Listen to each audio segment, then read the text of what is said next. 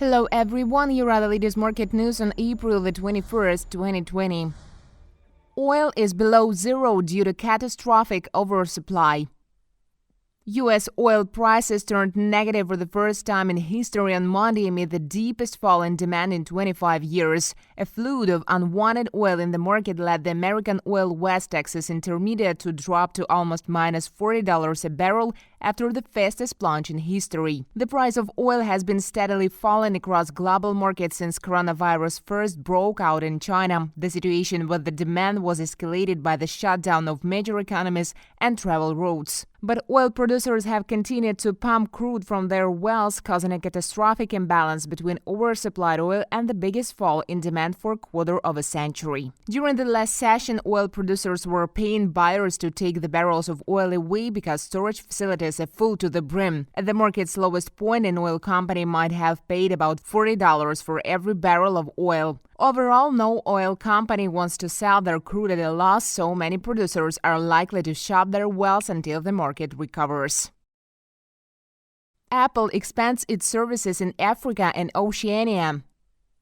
Apple Inc. reported on Tuesday it would expand its App Store, Apple Music, and other services to dozens of new markets in Africa, the Middle East, and other regions in the biggest geographical expansion of its services in almost a decade. The tech giant said it would expand the App Store to 20 countries, 8 of them in Africa, and will offer its streaming Apple Music service in 52 additional countries and regions. This expansion is the largest since Apple grew the iTunes Store to India, Russia, and more than 50 other countries in 2012. In Africa, the store will expand to Cameroon, Ivory Coast, Democratic Republic of Congo, Gabon, Libya, Morocco, Rwanda, and Zambia. It will also become available in the Maldives and Myanmar in the Asia-Pacific region, Afghanistan and Iraq in the Middle East, and several nations in the Balkans and Oceania. Overall, the action was taken as the App Store, Apple's biggest service revenue generator, faced a cut of between 15% and 30% of sales.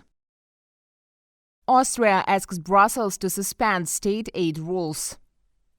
Austria stated it wants the European Union to suspend its rules on state aid to allow Vienna to prop up companies during the coronavirus pandemic without having to seek permission from Brussels. Austria is one of the biggest net contributors to the EU budget that eventually baked a rescue package for member states hardest hit by the outbreak. Meanwhile, the country was opposing the idea of mutualized debt on Eurobonds to fund it. The conservative-led country says that the bloc should suspend state aid rules aimed at preventing countries from giving firms an unfair advantage so that Austria can freely implement its plan to spend roughly a tenth of last year's economic output on keeping its economy ticking over.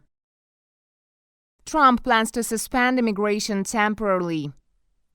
U.S. President Donald Trump announced he will temporarily suspend all immigration into the United States through an executive order in response to the coronavirus outbreak and to protect American jobs. The decision, about which Trump wrote in Twitter, effectively achieves his long-term policy goal to curb immigration.